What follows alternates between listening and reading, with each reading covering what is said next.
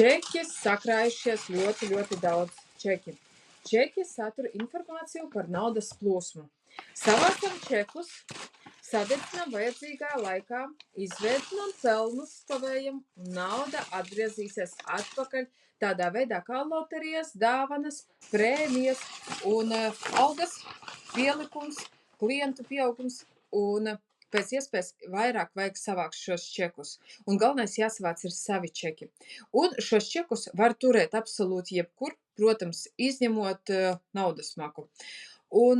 Jo čeki ir tava iztērētā nauda, tava enerģija, un obligāti čekus vajag dedzināt ārā.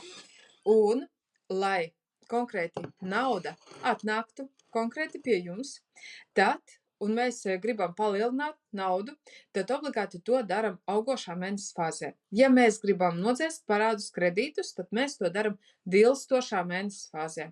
Un sakam šādus vārdus. Dedzinu čekus, bagātību piesaucu. Dedzinu čekus, bagātību palielinu. Dedzinu čekus, bagātību nostiprinu par labu sev un apkārtējiem cilvēkiem. Un ja tu vēlies uzzināt vēl vairāk informācijas par naudas plūsmu, par naudas enerģiju, noteikti ienāc manā mājaslapā www.ligadunovska.com un atrodi tur kursu Pielikšanās likums un nauda. Tur jau detalizētāk mēs runājam par naudas enerģiju, kā tu vari to izmantot sev par labu un palielināt savus ienākumus regulāri un patstāvīgi. Tiekamies kādā no maniem kursiem, noteikti raksti šeit arī pateicības vārdus par šo naudas uzdevumu. Tiekās!